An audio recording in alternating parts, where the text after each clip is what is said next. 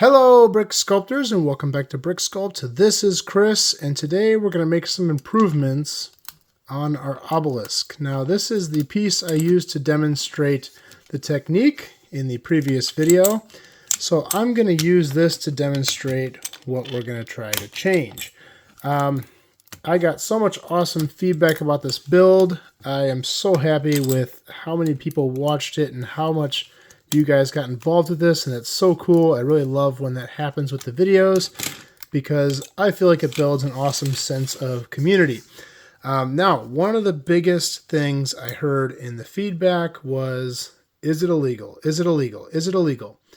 And the answer is yes, but mildly. And I say mildly because the taper on this is so minimal that there really isn't much, if any, stress going on here because Lego does have a certain amount of movement to it when it's butted up to itself. But technically, this is an illegal joint. So we're going to legalize it. And there's a couple different ways you can do this. Number one is to simply replace these 1x1 plates with 1x1 rounds, which will relieve that tension, and I think most people would agree that creates a legal joint now. I might do that, but I think doing it with hinge plates will be better. So I already have hinge plates on the bottom. I just need to replace the top with them as well, and I think that would be legal at that point. I also want to do a few cosmetic things. So I recently bought a ton of white plate. I don't have enough to do this entire obelisk in white. And you can only see the base. This thing is so gigantic. I'm going to lay it down on its side when I take it apart. But I think I need to do this upper layer in all white if I can. The reason being is with the tiles on here, like this, if I do have a slight gap here, you will see some of that color through. And the more white you see, the better that gap is going to look.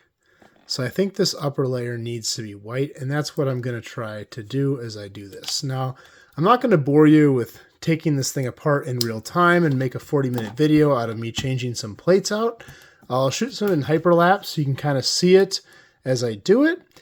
And then I'll kind of show you the final result when I'm done.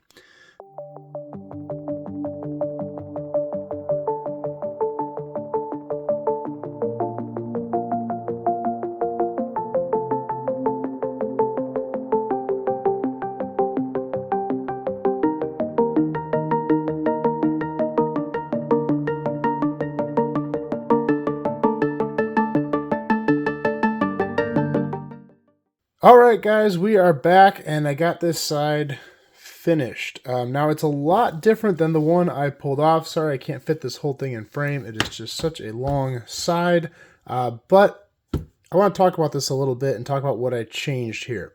Now, when I took this off, I actually found more illegal techniques than I thought or that I had remembered. The biggest one being these are too wide, which adds stress on these pieces, especially when they're twisting like this.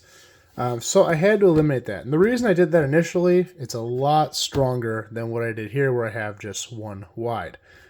If you look at this build here, the combination of using the round pieces and only having it one wide, this has a decent amount of movement to it. So we got to be a little careful with that. That will change once I attach this to the other sides, but for now, it's a little fragile.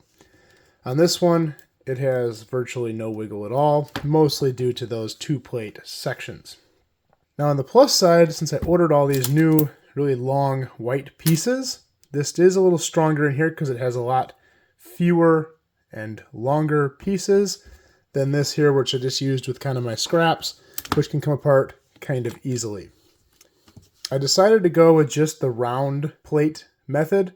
This piece here had proven really helpful because it's a little more structurally sound than just using 1x1 rounds. When I could, I would use these, and they worked out really well. They do the same thing, but they're just a little more structure to them. But I also used 1x1 rounds in most of the positions here to get the legality of it down.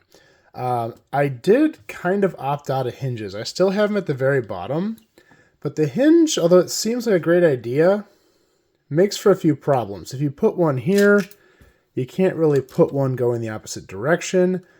It makes it a little harder to connect these, especially in some of these odd sections. You get some weird gaps, and up here it wouldn't be even possible without overlapping them. And the other thing is, this has to stay thin. It would be really nice to be able to add another layer, and that would add so much more structural stability to it. But the way I do the edges with the overlap, it has to stay 2 plates thick, which means it's going to be kind of fragile, at least until I get the outside on it. So I think this is the best way to do it, at least that I've thought of thus far. It might change in the future. This is an ever-evolving project. It is still a prototype.